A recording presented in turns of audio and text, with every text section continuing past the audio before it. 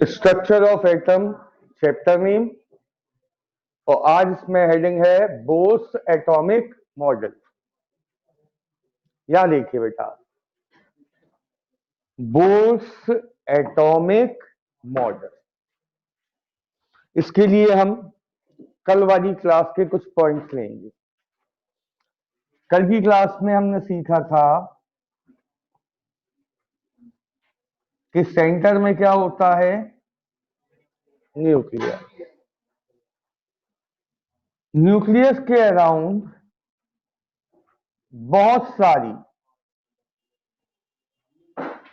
क्या होती हैं, ऑर्बिट।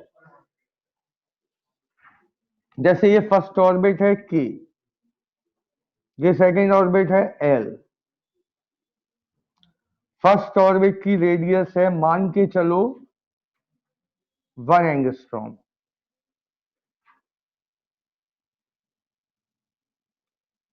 ये न्यूक्लियस है, इसको डार्क कर रहा है थोड़ा।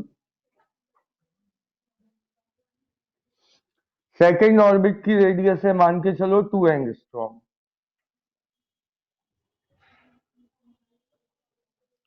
फर्स्ट ऑर्बिट में कितने इलेक्ट्रॉन्स हैं, 2। सेकंड ऑर्बिट में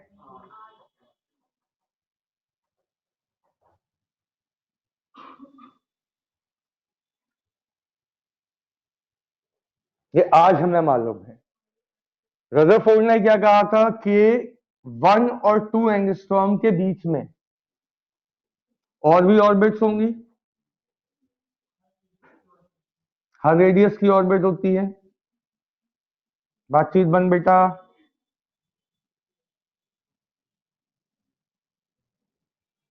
ये भी ऑर्बिट है, बट इसमें इलेक्ट्रॉन नहीं है। आज हमारा क्वेश्चन है कि इस ऑर्बिट में इलेक्ट्रॉन क्यों नहीं। भाई ऑर्बिट तो कितने भी रेडियस की हो सकती। जैसे पहली ऑर्बिट कितने एंगस्ट्रॉम रेडियस की है, 1 एंगस्ट्रॉम। दूसरी ऑर्बिट, तो ये जो बीच में बनी है, मान लो ये 1.5 एंगस्ट्रॉम की ऑर्बिट है, पॉसिबल है। बस इसमें क्या नहीं है, इलेक्ट्रॉन। ठीक। बोर ने बताया था कि इस ऑर्बिट में इलेक्ट्रॉन क्यों नहीं। ठीक है। बोर ने क्या बताया था कि इलेक्ट्रॉन केवल उन ऑर्बिट्स में रहेंगे जिन ऑर्बिट्स का एंगुलर मोमेंटम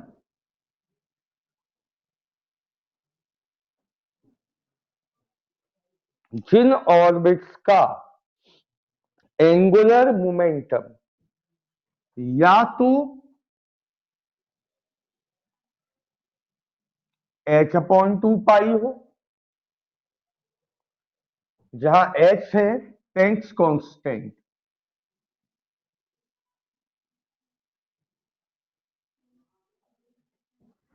(23, 27)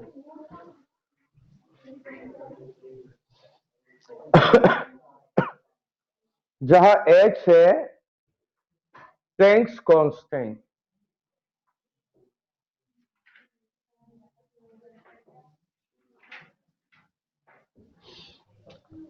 फिर बोल रहा हूं, फिर सुनना।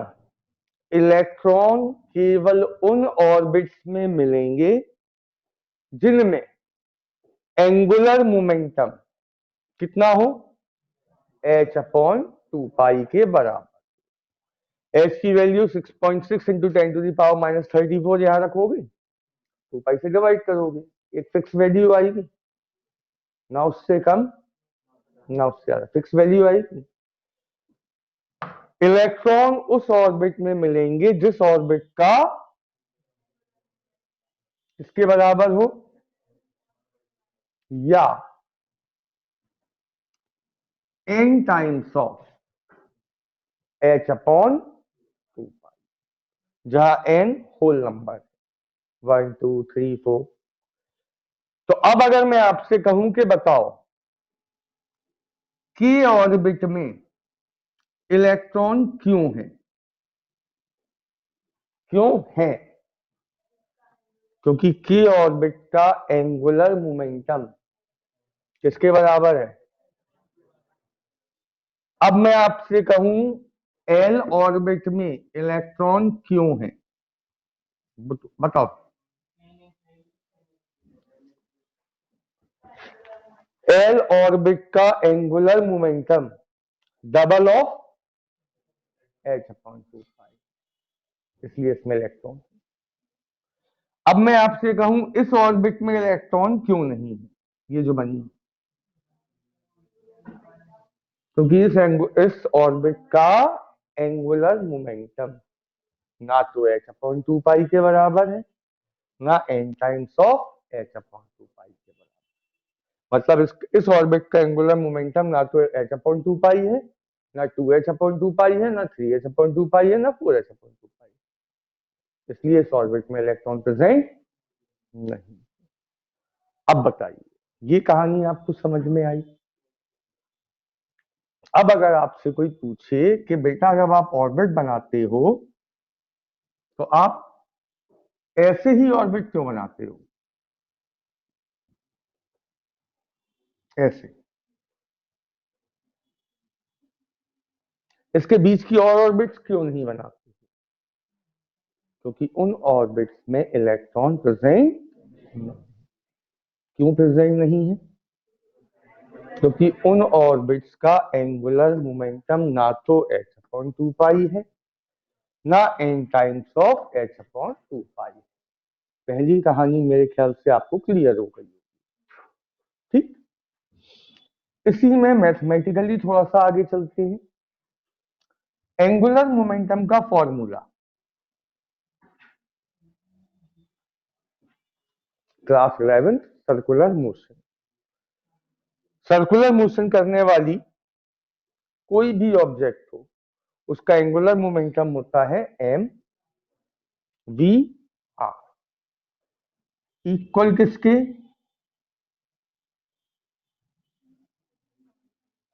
n times of h/2π। ठीक, ये एक कंडीशन बन गई। अगर ये कंडीशन सेटिस्फाई हो रही है तो उस ऑर्बिट में 100% इलेक्ट्रॉन प्रेजेंट है। एक बात क्लियर हो गई आपको? कहीं कोई डाउट तो नहीं?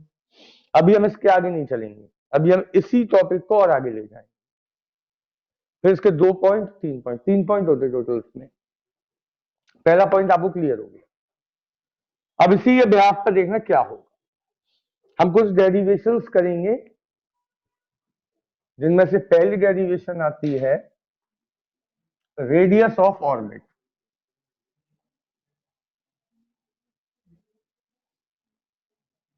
रेडियस ऑफ ऑर्बिट का मतलब उस ऑर्बिट की रेडियस पता करना जिसमें इलेक्ट्रॉन प्रेजेंट है। उस ऑर्बिट की रेडियस पता करना जिसमें इलेक्ट्रॉन है। ठीक, कैसे करते हैं देखो।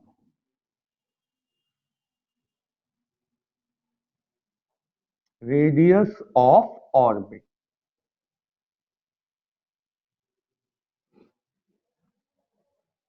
सबसे पहले ये बताओ, इलेक्ट्रॉन रिवॉल्व हो रहा है, कौन सा मोशन कर रहा है?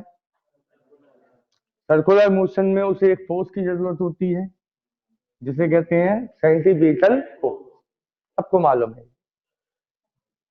सेंटीपीटल फोर्स किससे मिलता है? देखो बता देता हूं। ये न्यूक्लियस है, ये इलेक्ट्रॉन है। इन दोनों के बीच में लगता है फोर्स ऑफ अट्रैक्शन। वो फोर्स ऑफ अट्रैक्शन क्या प्रोवाइड कराता है? सर्कुलर मोशन, मतलब सेंटीपीटल फोर्स। फिर बोल रहा हूं, फिर समझो। दुनिया के किसी भी ऑब्जेक्ट को सर्कुलर मोशन करने के लिए एक फोर्स चाहिए होता है जिसका नाम है सेंटीपीटल फोर्स। सेंटीपीटल फोर्स हमेशा किसी दूसरे फोर्स के बराबर होता है। इस केस में वो दूसरा फोर्स कौन है?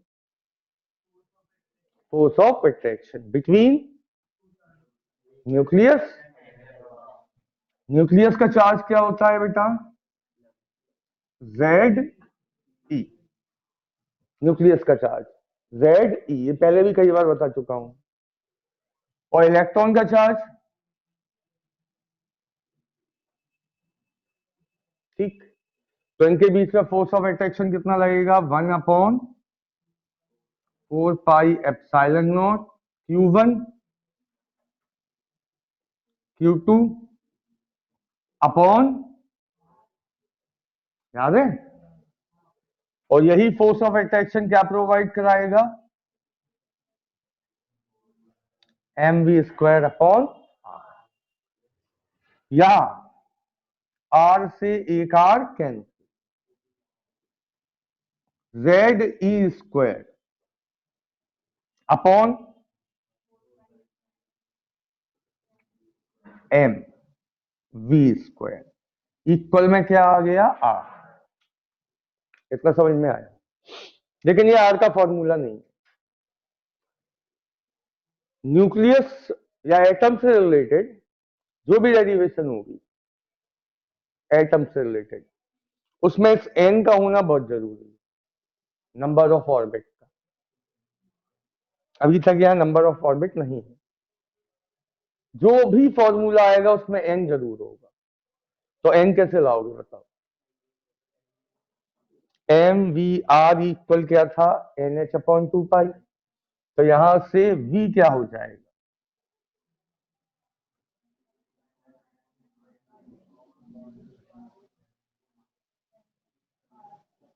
ये यहां रख दे, क्या फायदा होगा देखना।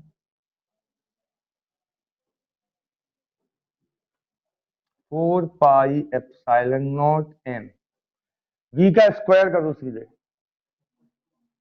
n²h² अपॉन,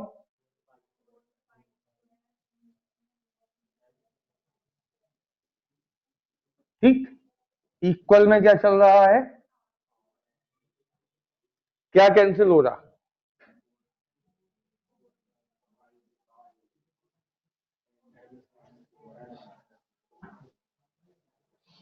फिलहाल इतना ही करो, काटा पीटी नहीं करो ज्यादा। तो क्या बचा? जो बचा पहले वो देख लें। पाई m और r² को ले आओ ऊपर, तो ZE² पाई m r अपॉन में एप्सिलॉन नॉट n²h² बराबर में एक r से एक r कैंसिल। तो फाइनली r क्या आ गया? एप्सिलॉन नॉट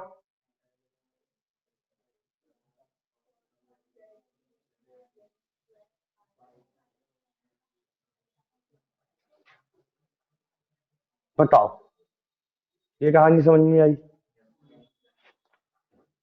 ये आ गया रेडियस ऑफ ऑर्बिट का फॉर्मूला। इसको देख के ये बताइए कि जो रेडियस है वो किस किस पे डिपेंड है? ये तो कांस्टेंट है, h भी कांस्टेंट है, e कांस्टेंट है, पाई कांस्टेंट है, m कांस्टेंट है। एक्चुअल में radius of orbit depends on,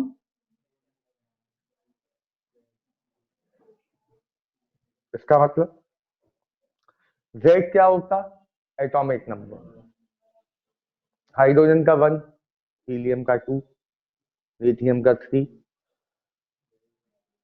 जैसे जैसे एटॉमिक नंबर बढ़ता जाएगा ऑर्बिट की रेडियस भी बढ़ती जाएगी, सबको मालूम है।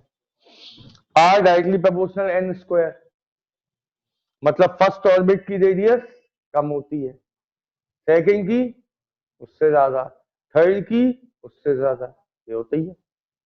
जैसे जैसे ऑर्बिट बनाओगे रेडियस इंक्रीज होती जाती। तो कुल मिला के r डिपेंड्स ऑन n²/z। कहीं 1% भी डाउट है यहां तक? इस पे न्यूमेरिकल कैसे आती है? आपसे कहा गया फर्स्ट ऑर्बिट की रेडियस है 2 एंगस्ट्रॉम, तो n हो गया 1, आर हो गया 2 एंगस्ट्रॉम। थर्ड ऑर्बिट की रेडियस बताइए, तो एन हो गया 3, आर आपको निकालना है। समझ में आ रही बात? तो जब आएंगे तब बताएंगे, फिलहाल इतना क्लियर है। दूसरी डेरिवेशन आती है वेलोसिटी ऑफ इलेक्ट्रॉन। नोट्स में पूरा एज इट इज है, देख लो। वेलोसिटी ऑफ इलेक्ट्रॉन,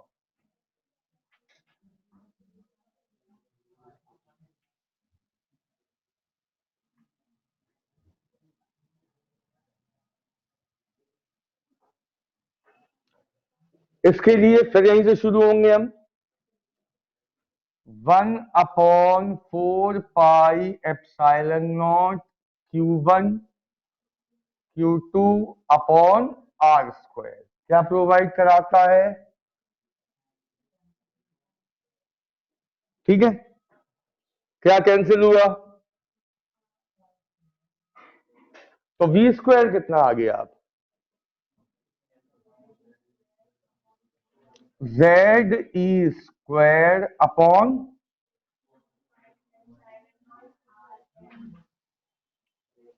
यही आया वी स्क्वायर। देखिए इस फॉर्मूले में जेड नहीं है, और बिना ओ सॉरी जेड नहीं, एन एन, बिना एन के कोई फॉर्मूला नहीं बनता। तो अब हम क्या करेंगे, यहां से आर की वैल्यू निकालकर, यहां से आर क्या हो जाएगा?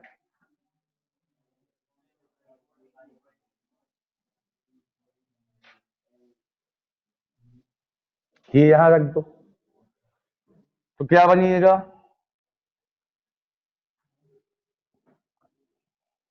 4 पाई एप्सिलॉन नॉट, आर की जगह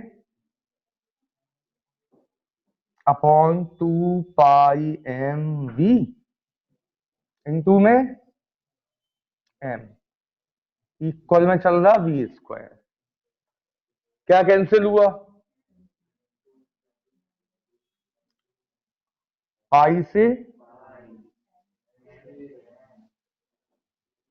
ठीक, क्या बचेगा जरा उस पर गौर कर ले।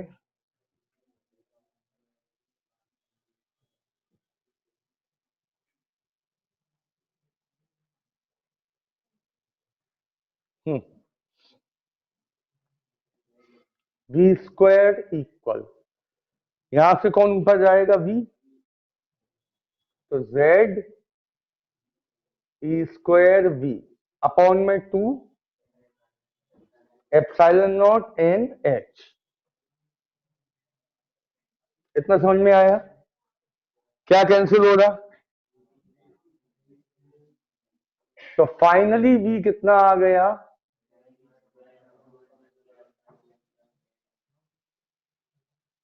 तो अब बताओ वी किस पे डिपेंड है? जेड और, जल्दी से बताना, हाइड्रोजन की फर्स्ट ऑर्बिट का इलेक्ट्रॉन तेज घूमेगा कि लिथियम की फर्स्ट ऑर्बिट का इलेक्ट्रॉन? इसे देख के बताओ। दोनों की ऑर्बिट फर्स्ट है, एन तो कॉमन हो गया दोनों में। हाइड्रोजन का वी जेड 1 कम है और लिथियम का जेड 3 ज्यादा है, तो किसका इलेक्ट्रॉन तेज घूमेगा? ठीक, अब हम कहें हाइड्रोजन, अब एटम एक ही कर ले रहे हैं, हाइड्रोजन फर्स्ट ऑर्बिट का इलेक्ट्रॉन तेज घूमेगा कि थर्ड ऑर्बिट का? क्योंकि इन्वर्सली प्रोपोर्शनल है। ऐसे ही 1 मार्क्स के क्वेश्चन आते हैं, इसीलिए बता रहा हूं ये मैं। तो फर्स्ट ऑर्बिट का इलेक्ट्रॉन तेज घूमेगा या थर्ड ऑर्बिट का? फर्स्ट ऑर्बिट का। जिसका एन कम होगा उसकी वेलोसिटी उतनी ज्यादा होगी। ये क्लियर हुआ? दो चीजें आ गई हमें निकालना, क्या क्या? रेडियस और वेलोसिटी। अच्छे से आ गया ये? अब मैं कहूं काइनेटिक एनर्जी निकालो तो क्या करोगे? वी आपके पास है?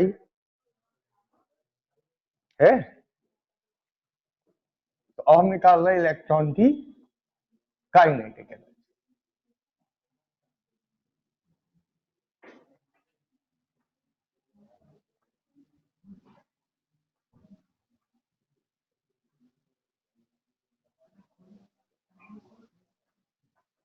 देखिए, काइनेटिक एनर्जी ऑफ इलेक्ट्रॉन, तो के का formula half m v square, v की वैल्यू तो z square e power 4 upon 4 epsilon naught square n square, क्या कैंसिल हुआ, कुछ भी नहीं, z square e power 4 upon upon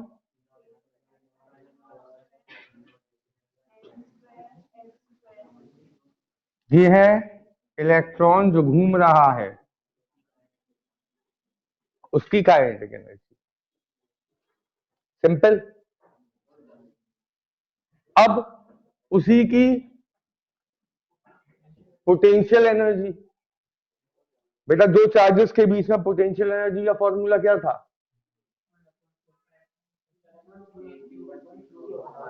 हाँ, पोटेंशियल एनर्जी का फॉर्मूला होता है U equal 1/4 pi epsilon naught Q1 Q2 by R।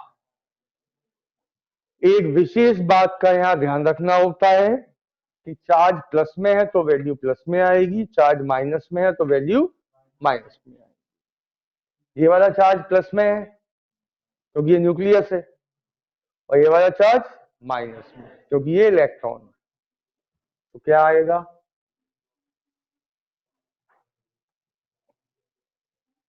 ZE minus E upon R का फॉर्मूला देख के बोलो, NH upon,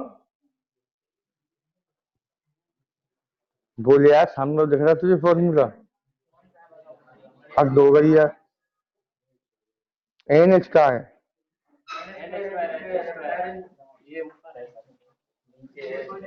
N square H square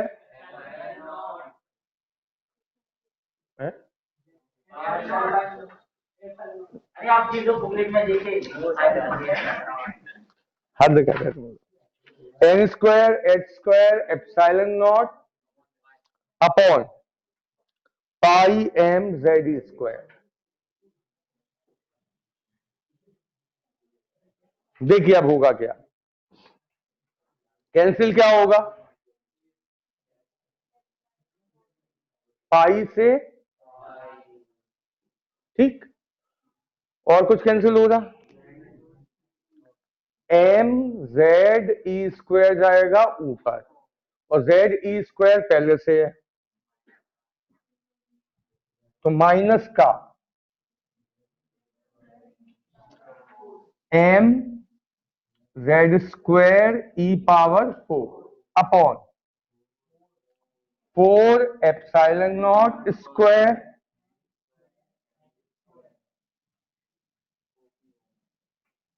ठीक है, दो फॉर्मूले हो गए। अब बात करें तो अच्छा इन दोनों में रिलेशन क्या होगा आपस में, इन दोनों फॉर्मूलों में, दोनों में देखो काफी चीजें कॉमन है, अगर हम इन दोनों को डिवाइड करें तो इनका रिलेशन निकल जाएगा। देखो ऊपर का पूरा पोर्शन कॉमन है, नीचे का ये पूरा कॉमन है, मतलब K बाय U इक्वल ऊपर आएगा 1/8, नीचे माइनस का, मेरे ख्याल से ये आएगा, ये ऊपर आ जाएगा माइनस का 4/8, यानी कि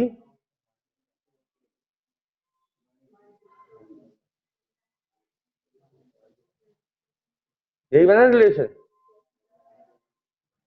तो अब आपको इतना लंबा फॉर्मूला याद नहीं करना, आपसे मैं कहूं इलेक्ट्रॉन घूम रहा है उसकी काइनेटिक एनर्जी 4 इलेक्ट्रॉन वोल्ट है, तो पोटेंशियल एनर्जी क्या होगी? तो सी डबल कर दो, माइनस में डबल कर दो। ये रिलेशन याद रखना, ये आपके एग्जाम में आता ही आता है, यू और के में रिलेशन। ये एक यूनिवर्सल ट्रुथ है कि अगर इलेक्ट्रॉन ऑर्बिट में घूम रहा है तो उसकी पोटेंशियल एनर्जी इज -2। ठीक, ये क्लियर? ये है काइनेटिक एनर्जी, ये है पोटेंशियल एनर्जी। दोनों को ऐड ऑन करेंगे तो क्या आएगा? Total energy. ऐड कर लेते हैं दोनों को।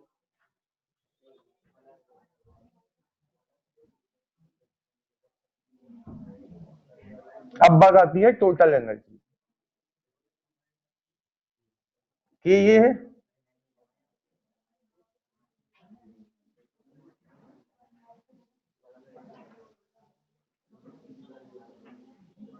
प्लस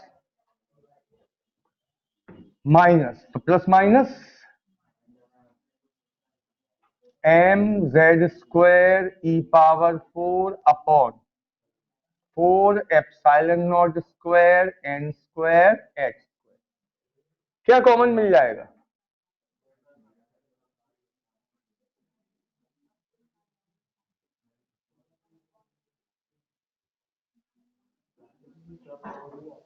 बचा 1/8 माइनस, ठीक, कितना आएगा इसे सॉल्व करके?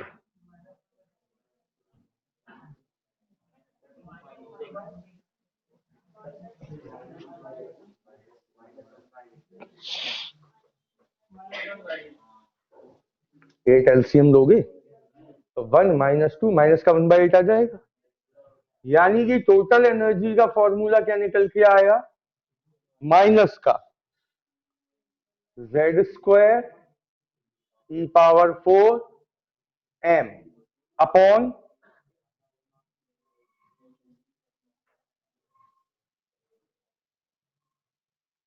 ये है घूमते हुए इलेक्ट्रॉन की टोटल एनर्जी। ये माइनस में क्यों है? याद करो, मैंने एक चीज आपको बहुत पहले बताई थी, जब भी टोटल एनर्जी अगर माइनस में आ रही है इसका मतलब दोनों ऑब्जेक्ट एक दूसरे से बाइंड अप है, भाग नहीं सकते अपने बिना एक्स्ट्रा एनर्जी के। इलेक्ट्रॉन जो पहली ऑर्बिट में घूम रहा है, क्या अपने मन से दूसरी ऑर्बिट में चला जाएगा? नहीं जाएगा। क्यों नहीं जा पाएगा? क्योंकि इसकी एनर्जी काय में है? माइनस में एनर्जी का मतलब होता है बाइंडिंग स्टेज। न्यूक्लियस से इलेक्ट्रॉन बाइंड अप है। जैसे हमारी एनर्जी अगर हम अर्थ के साथ निकालें तो हमारी भी ग्रेविटेशनल पोटेंशियल एनर्जी माइनस में आती है, यानी कि हम अर्थ के साथ बाइंड अप है। ऐसा नहीं होता कि हमने कहा चलो आज मन नहीं है मून पे चलते हैं, हम काय में है? Bind up. क्लियर है बात? अब जरा रिलेशन देख लो इसका, इसका रिलेशन काइनेटिक एनर्जी से, फिर इसका रिलेशन पोटेंशियल एनर्जी से। तो मेरे ख्याल से E/U अगर करोगे तो क्या आएगा? यहां -1/8 और नीचे -1/4। ठीक, यानी कि U इक्वल क्या है? ये रिलेशन से याद करते जाना कि potential energy is double of total energy.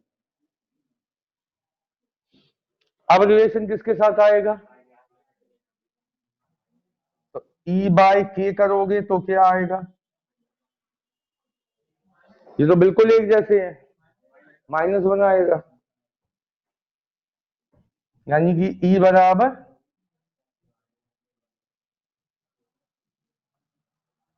सारे रिलेशन आपके सामने।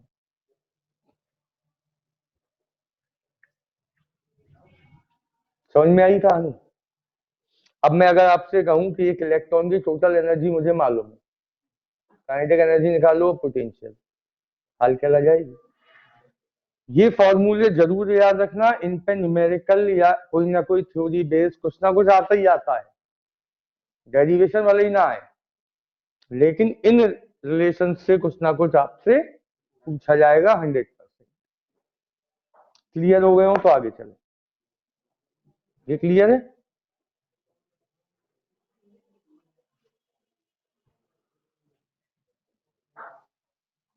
अब सुनो, ये तो हमने पूरी जानकारी कर ली इलेक्ट्रॉन की, कि इलेक्ट्रॉन अगर फर्स्ट ऑर्बिट में घूम रहा है तो क्यों घूम रहा बेटा?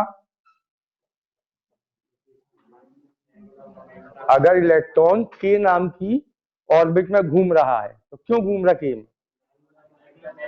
क्योंकि उस ऑर्बिट का एंगुलर मोमेंटम एट अपॉन 2 पाई। उस इलेक्ट्रॉन की ऑर्बिट की रेडियस निकाल लोगे, घूमते हुए इलेक्ट्रॉन की वेलोसिटी आ जाएगी, उसकी काइनेटिक एनर्जी, पोटेंशियल एनर्जी और टोटल एनर्जी। क्वेश्चन लिखो।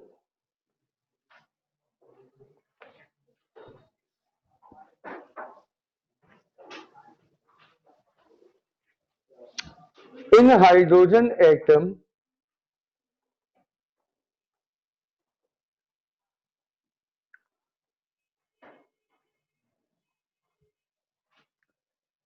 radius of first orbit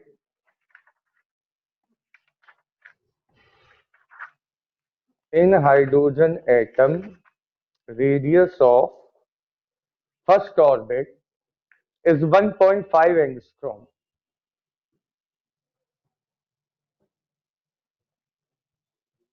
Calculate the radius of third orbit. Calculate the radius of third orbit.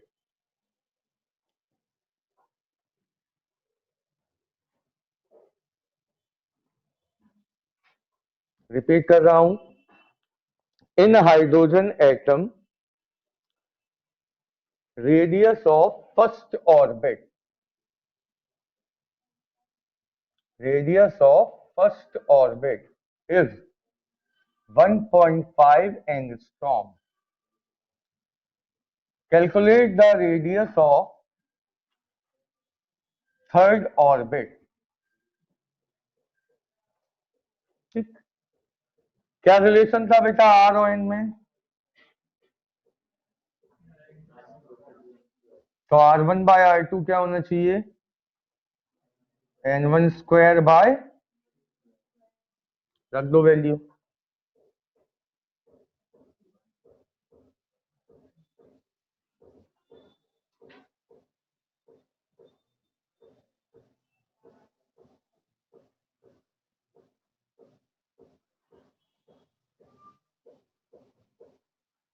तो R2 कितना आ गया?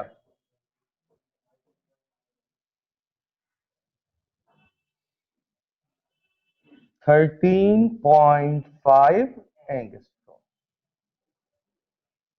ये क्लियर? सेकंड क्वेश्चन लिखिए।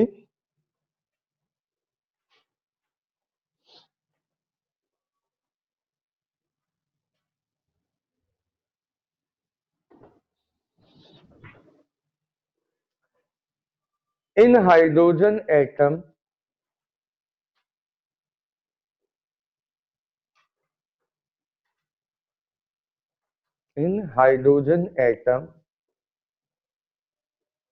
energy of electron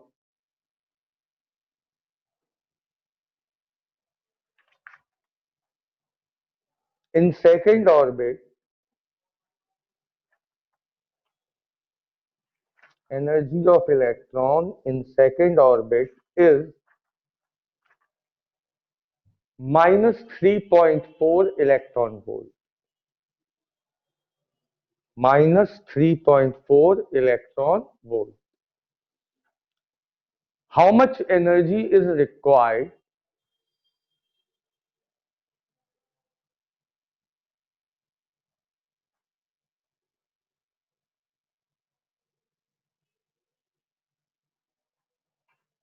to escape this electron.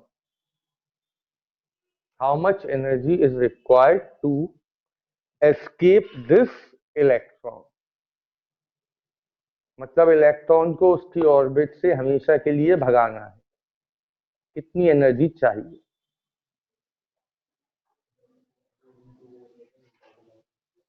बताओ कैसे करेंगे?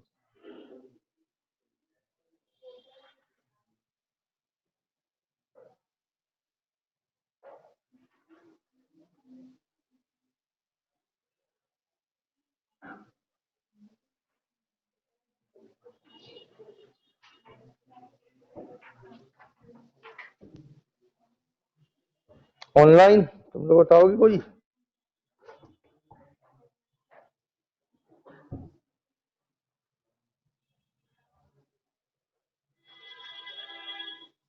नोट लिखो। जब इलेक्ट्रॉन की टोटल एनर्जी 0 हो जाएगी, जब इलेक्ट्रॉन की टोटल एनर्जी 0 हो जाएगी, तब इलेक्ट्रॉन एस्केप कर जाएगा।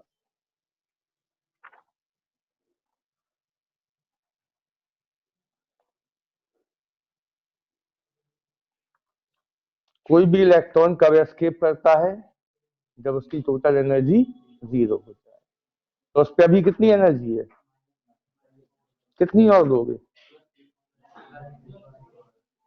तो एस्केप एनर्जी इक्वल प्लस का 3.4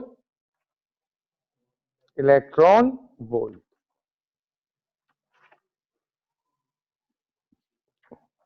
समझ में आ गया? केमिस्ट्री निकलते तुम लोग अच्छे से। केमिस्ट्री पढ़ी होती तो आज ये दिन नहीं देखना होता। इस घटना को क्या कहते हैं जो अभी आप लोगों ने लिखा? इस घटना को कुछ कहते हैं, इसे कहते हैं आयनाइजेशन। किसी इलेक्ट्रॉन को उसकी ऑर्बिट से हमेशा के लिए भगा दोगे तो जो बचेगा वो आयन ही तो बनेगा। भाई आउटर शेल ऑर्बिट से आपने एक इलेक्ट्रॉन भगा दिया तो रिमेनिंग आइटम क्या कहलाएगा? आयन। तो जो एनर्जी आपने निकाली एक्चुअल में वो कौन सी एनर्जी है? Ionization energy. नहीं है समझ में? क्लियर है? देखो इसी का सेकंड पार्ट लिखो, इसी का second part. Calculate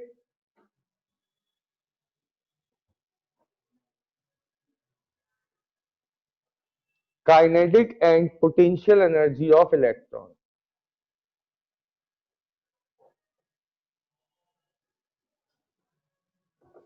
kinetic and potential energy of electron.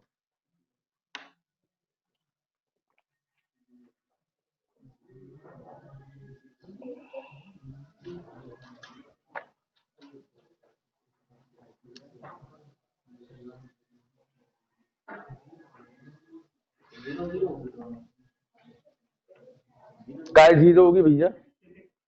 Total energy electron के पास है कितनी? माइनस का। अब के और ई में क्या रिलेशन स्टैब्लिश किया था अभी आपने? तो लिखो के इक्वल माइनस ई।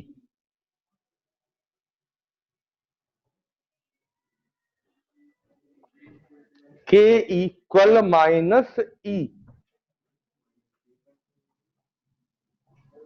ई कितना है? तो आंसर हो गया प्लस का 3.4। इसके बाद यू और ई में क्या रिलेशन था? तो ट्वाइस ऑफ